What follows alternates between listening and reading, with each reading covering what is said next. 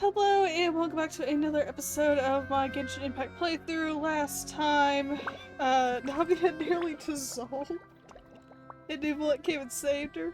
And so now we continue on like nothing happened. Into these weird ruins full of sea water. Oh, Let me leave you a verse. No, my sword! Hey, go away! Ha! By royal decree, I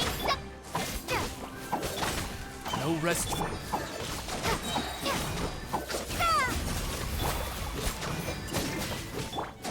scatter! Dada Kondala.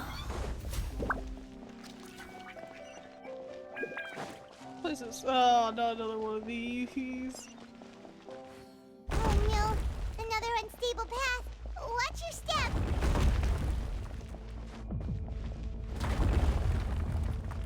Wait, hold on. I'm out of energy. I don't think I have anything.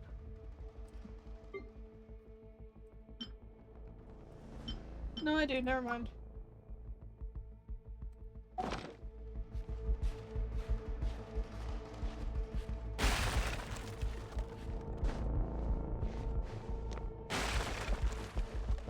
Alright, there we go. There we go. I don't like this place. It's too crumbly. Watch out! There are rocks falling over here!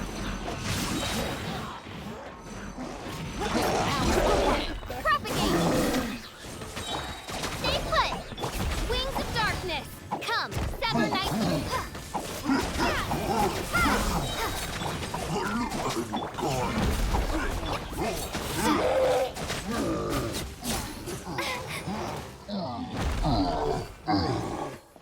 Lovely, okay.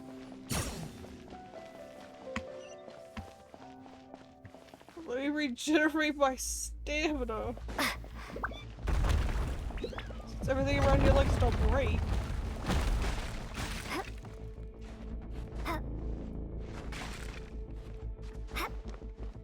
It seems we're almost at the top. Keep it up!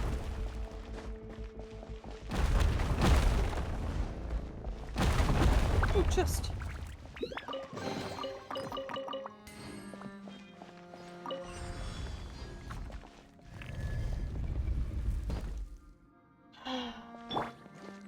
Yeah. You Get on guard. Rain outlines your fate. Let me leave you a verse. Just propagate! Germinate! Ready, go! You! On, reveal thyself! I summon thee! Ha! No rest for the wicked. I summon thee! By royal decree! Oh, I no longer have Witness the power. No, my sword.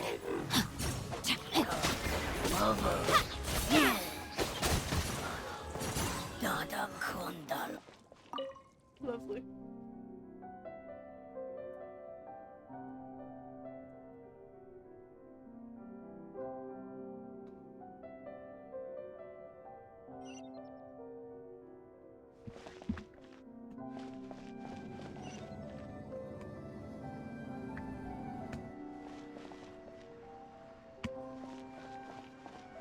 Interesting.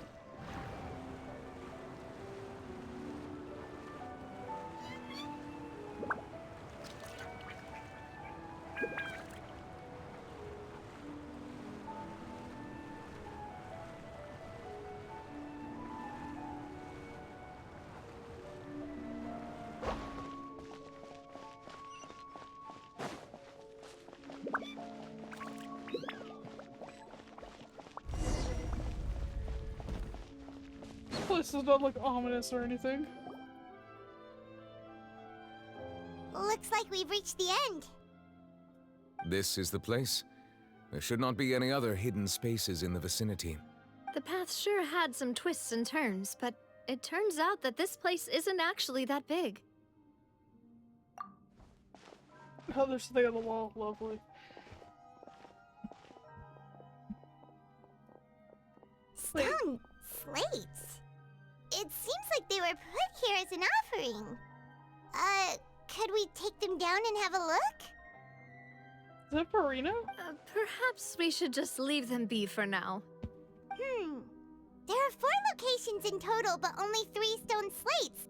The slate that should be in the first empty spot is missing. The surrounding walls also show signs of damage. There's something written below. Let Paimon see. Reason dictates that this nation be destroyed. I shall record the history of its future here in its past. Say what?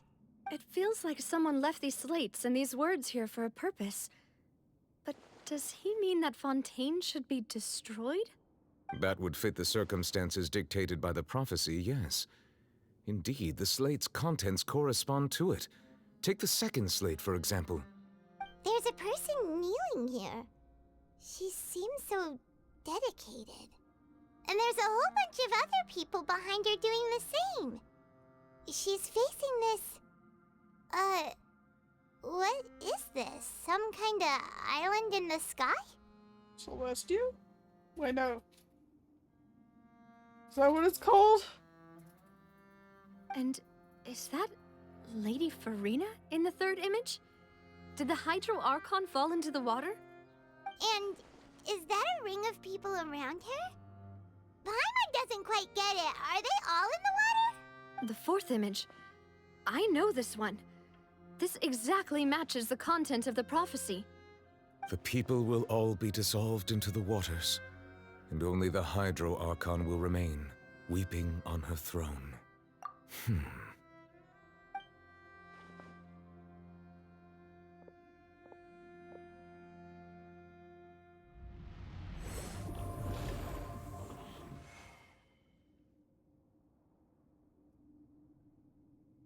More information should be hidden in these slates, but I fear I cannot easily uncover it, most likely due to us missing the first slate. I am very sorry. Don't blame yourself, Monsieur Neuvillette. Deciphering ancient stone slates isn't one of your duties.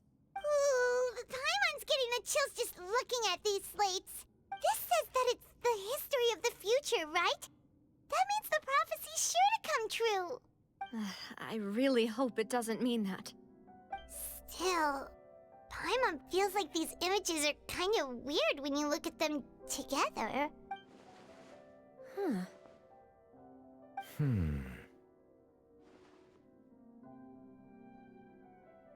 That's right!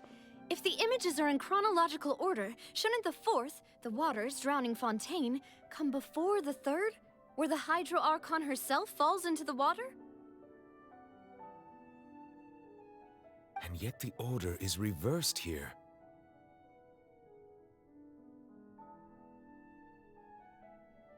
If we go by timing, Lady Farina only emerges in the third image.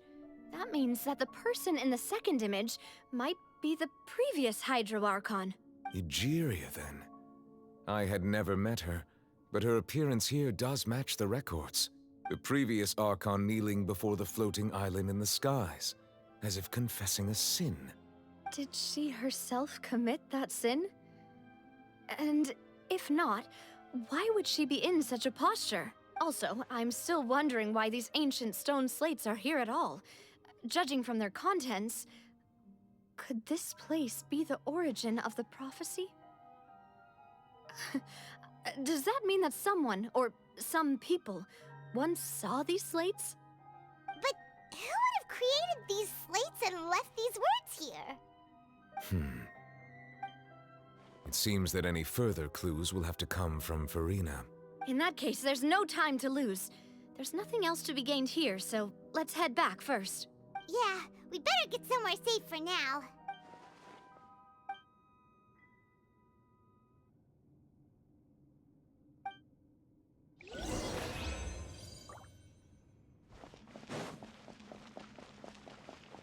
Very strange.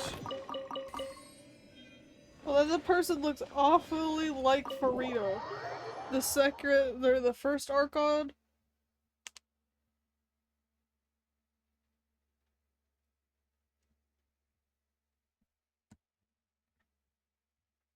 I don't know, this whole thing is a mess. I have no idea what's going on. Let's split up here. I'm going to check on what's happening with the Spina. You know how it is. There's some things you just need to be there for yourself.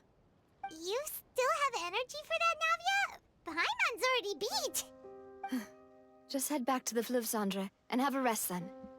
Thanks for keeping me company all this time. I'll depart as well. Thanks for your hard work today. Rest well, everyone.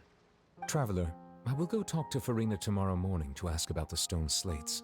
I'm sure that you're concerned about this matter as well. If you have time, drop by my office. I will share the results of our discussion with you. Are you really gonna talk to her about this directly? Will that be a problem? She has long been harboring secrets and will not give them up easily, which makes it all the more my duty to ensure that she understands the present situation. Alright, we'll leave it in your hands then. You're probably the best person to talk to her anyway. I will be carefully considering my words tonight. Traveler, Paimon, our safe house at the Fluvsandre is always open to you as ever, so please don't think you're an imposition. All right, I'll be on my way then.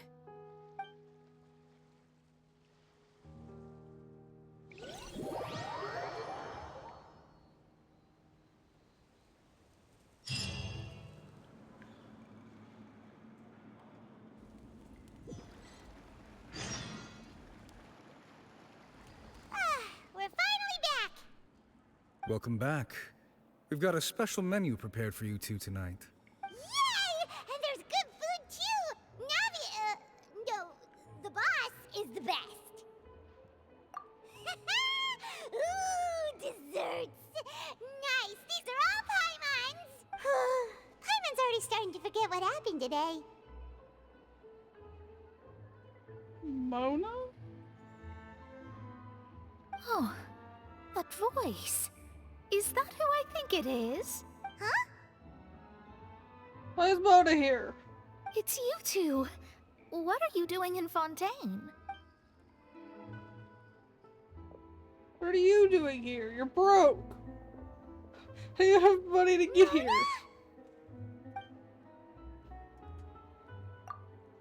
Seriously, nobody just uses a scry glass whenever they've got time to just see who they'll meet on the road. Still, we didn't expect to see you here. Wait, you're not a Fontanian, are you, Mona? Well, I have some business to attend to here, so I booked a hotel in the city. I was just out for a stroll when I bumped into you. Quite unexpectedly, if I might add. Why did you think I was from Fontaine, though? Is that because Magistus doesn't sound much like a Mondstadter surname? Yeah, let's go with that. Well, I used to have my own surname, which was, well, some other thing. Either way, the old hag told me when she took me as her disciple that the first step to being a great astrologist's pupil was to change that name. There was nothing for it, really. She really is amazing at astrology, so I changed my name to what it is now according to her wishes. To my surprise, however, Magistus is not the name of some ancient house or clan. It isn't? Nope. Although it is used by us in place of surnames, it generally just means great. Wow! Imagine including a boast in your name. Wait, are you gonna have to put that into your genealogy as well? I reckon so. In any case, I'd give my disciple a name like this as well, if I were to take one. Astromancer Barbeloth Trismegistus. Whoa, that's a long one. Does it also mean great or something? My name means Mona the Great Astrologist. As for the old hag, hers is, in plain speech, the thrice-as-great Scholar of the Stars. Just take it as a title specific to astrologists. Thrice as great? That's so petty. I know, right? That's just how she is. She used to call herself Magistus, actually, but when she took me in, she changed her name to Trismegistus. Talk about excessive. Magistus is thus the calling card of our school, so to speak, which makes it about the same as a surname. It's all right if you don't get it. You can look into... What appetite? Terrible! But anyway, you're not Fontanian, are you, Mona? You're from Mondstadt, right? Well, I was born in Mondstadt, yes. My parents migrated to Dornman Port, and I traveled with the old hag for a while, after which I settled down in Mondstadt City. Oh, that's a good thing then. At least we know you won't be dissolved by Fontaine's waters. Speaking of that, I'm sure you're aware that a bunch of things have happened here in Fontaine, right? I know you're not a local, but I'd avoid getting too close to any water that looks strange all the same. There's something ominous about it. Well, the water, I mean. That was the main reason, yes. Just a while back, the Steambird invited me to take part in a panel and speak about the circulation of the prophecy as an astrologist. The invitation was sent quite early on. I don't think anyone expected Fontaine to be in this much trouble. What do you make of that prophecy, Mona? Just tell us what you think as an astrologist. Your word would go a long way to make things more certain and less scary. What I can tell you is that I'm an astrologist, and that this prophecy concerns the fate of Fontaine, even that of Altivat. Ascertaining this is akin to reading the fortune of the whole world. I'm afraid that this is not something that just anyone can do. If I could do it, you would no longer call me an astrologist, but a visionary. But on the flip side, the prophecy is so huge and powerful that it must surely come from a powerful visionary. Its contents involve the fate of the world. Disregarding it would be a mistake. A visionary? Sounds really powerful and all, but does such a person really exist? Of course. The old hag could do it, and I bet there are others amongst those Hexenzirkel colleagues of hers who could do something similar. Huh? Are you sure? All right, I'll help you. It isn't often that I see you with such a serious look on your face. I'll tell you once I hear back from her. Thanks, Mona. You're amazing as always. Oh, well, this is something only I can do after all. So yes, your praises are quite welcome. That's the greatest of astrologists for you. Of all the people we know, you know the star's the best. Indeed, indeed. That's the spirit. Oh, sorry. I came to see what all the commotion was about.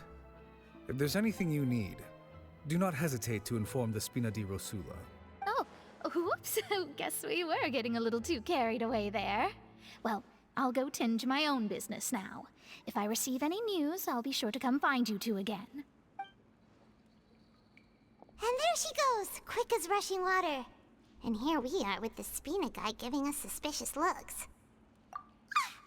If Paimon hadn't spoken for you, it'd be you getting all the weird looks. The things Paimon does for you.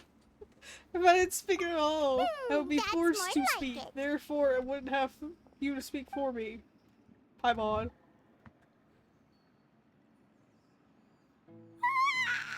Good morning. To be honest, Paimon's still feeling kind of sleepy. But it's time to get up, traveler. We agreed to go see Neuvillette, so let's pack it up and get going. Lovely. I don't know why we had to talk to Mona about all that, but okay.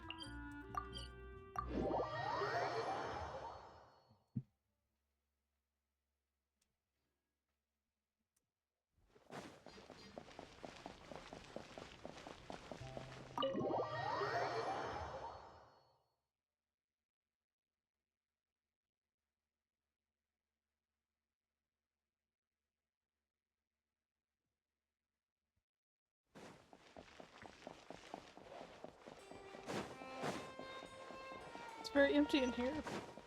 Interesting. You're here! Finally!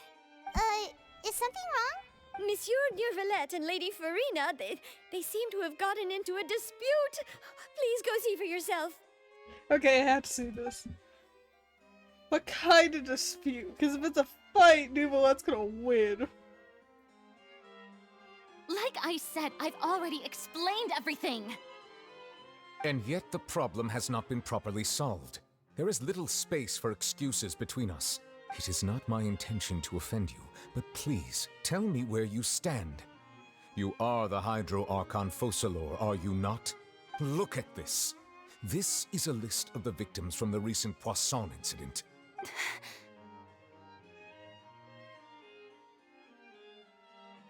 You mean... they're all... We did not arrive in time to avert this disaster, and I will not have it happen again. I will say this once more. You must tell me everything you know. Yesterday, I found 3 stone slates in some ancient ruins near Pawsome. Do you know anything about those? Seriously? You're questioning me like this is a court case now. I don't know anything about that. But you found them in some ancient ruins, you say? That's correct, which is why I came to ask you some questions. There should have been 4 slates, but one of them was missing. The other 3 featured different images that seemed to correlate to the prophecy. The prophecy? The second of these slates depicts the previous Hydro Archon Egeria kneeling before a floating island in the sky, as if confessing something. Do you know nothing of this either? I don't. I've never seen such slates. I'll ask you again. Do you really have no information regarding the previous Archon? My deciphering of the slates indicates that the Hydro Archon Egeria once had to confess to, or apologize for, a certain sin. If anyone would know about it, it should be you. All gods don't have the same secrets, you know. She was herself and I'm me. Is it really so strange that I know nothing? I understand your concerns, but I'm sorry. I just don't have anything to tell you. Forgive me for saying this now, Lady Farina, but I have long known of your various secret investigations into certain matters. There are several indications that you have been investigating the prophecy on the sly. This is not strange in itself, considering that you are the Hydro Archon. But it is strange that you should also claim to not know any of Egeria's secrets, as well as do nothing following your inquiries. You have never been as superficial as you have presented yourself to be, nor are you a fool. And yet, your behavior is very inconsistent.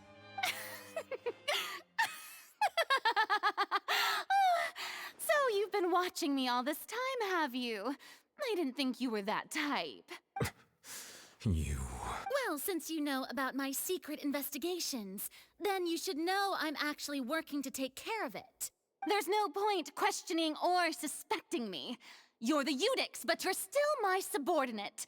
You should be following my lead. Just trust in me, your Archon, and do as I say. Never mind whether you can truly convince yourself to or not. It'll all turn out fine. She's like trying to convince herself at this point, too. Girl, you are not the Archon. That's all I have to say. We do not discuss this matter again. Okay, watch me discuss it. Oh, the opera's about to start. Toodles! She's so annoyed with her.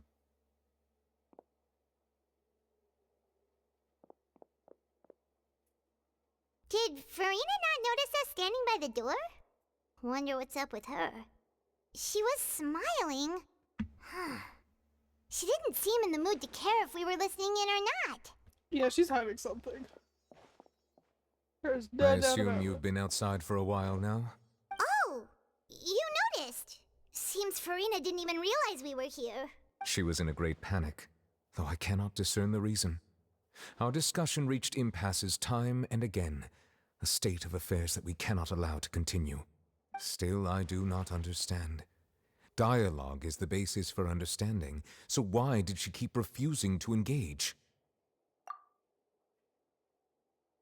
Everyone in her inner circle has noticed that she is hiding some secret. The issue is her attitude. I fear that she will not reveal anything unless absolutely forced to. We may have to create a situation in which she will have no choice but to speak. Oh? Like what? Normally, people will only reveal the truth when standing trial. Perhaps we must have the Hydro Archon experience just such a scenario. They're gonna put her on trial? But Farina's seen so many trials, and she's really good at dodging questions. How do we make sure that she won't just slip away at the first chance she gets? We will need to consider this thoroughly, join forces with various parties, and then do what we can. If at all possible, I would prefer to recuse myself from this affair, but we must prevent the prophecy from coming to pass. This may be cruel to her, but all Fontaine is in crisis. The information a god possesses is too precious, and so we must take a chance on this. But who will lend us their aid to do such a thing?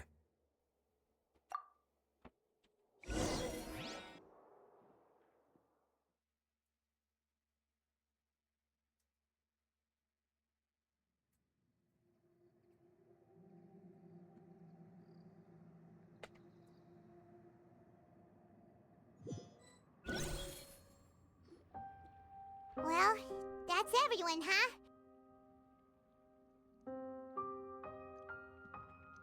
Speaking of which, it was pretty smart of you to think of hiding here.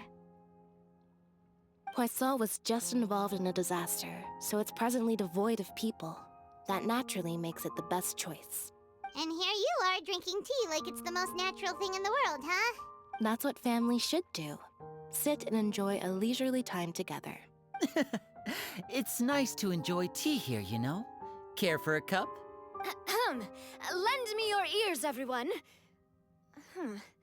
Or perhaps one of you might like to start us off. How about you, friend? Me? No, I don't think I can. Then, how about you, good sir? I fear that I will cause the mood on this boat to become as somber as it is in court. Well then, I guess we're lucky we've got a local like me to organize things. Wonderful, the spotlight at last. I guess I'll be facilitating things from here. That was a little long-winded, don't you think? Oh, you might be right. Anyway, to cut to the chase, our friend here, the Traveler, has brought us together to discuss something. As for what that is, well, let's start by saying that we'll be pooling our efforts together to create a series of traps. Oh, how intriguing. Well, it's just an expression, really. One that I just learned from Chlorand, and used on the spot. So, let's invite her to explain in detail. A round of applause, please. Huh? Didn't you say that you would be facilitating this? Oh, come now. Your work doesn't involve much public speaking, right? This is a good chance to practice. You might even pick up some fancy oratory tricks to impress your boss with in the future. I see. And what does my boss say? He is glad that you consider him your boss. Do go on.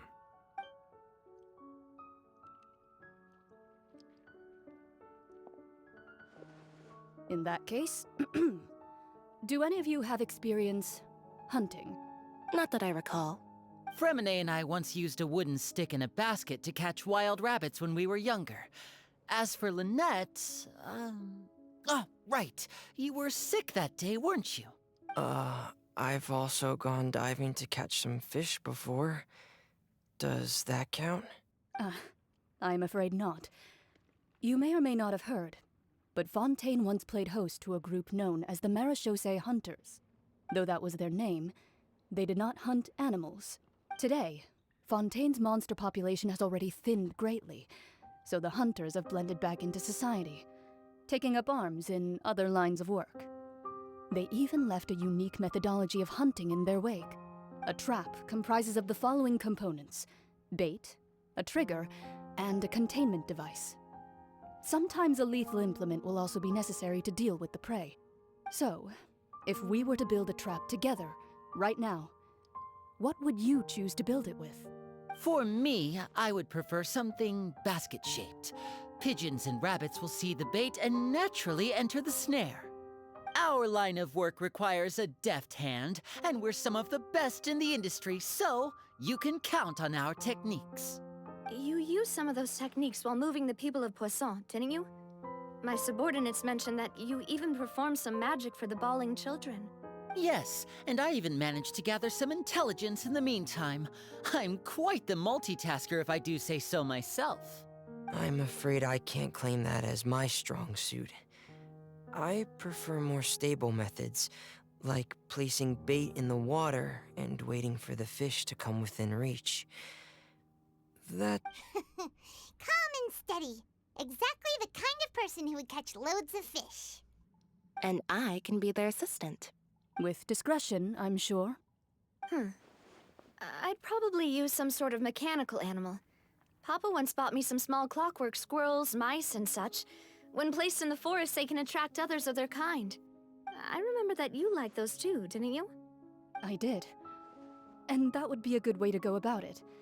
If they're realistic enough, animals of the same kind will follow them all the way to the trap. What about you, Monsieur Neuvillette? I fear I do not have any related experience. That makes sense. You usually solve problems directly, without the use of any such tricks. But I do have one more question for you, Monsieur. If we were to create a trap now... I would like for it to be effective, but bring no harm to the prey. A more gentle trap would be ideal. Kind, as always. However, our intention doesn't necessarily change the containment device and the type of implement we need. If we wanted to kill the prey in one strike, we would need a powerful implement. However, that also goes for prey that must be captured and safely contained. Wait, why's that? Only a hunter who's a true expert at subduing their prey can snare it without harming it. The line that divides life and death is often exceedingly thin. So are we going hunting together? Huh. We hadn't thought of seeing ourselves as hunters. It kinda works, but maybe it's still not the best metaphor. If our means of capturing and dealing with our prey is to put them on trial, then the hunting metaphor is actually quite accurate. But we shall require much more courage than any hunter to judge a god, a being whose seat is an exalted throne. Oh, so that's what's going on. Sounds very interesting.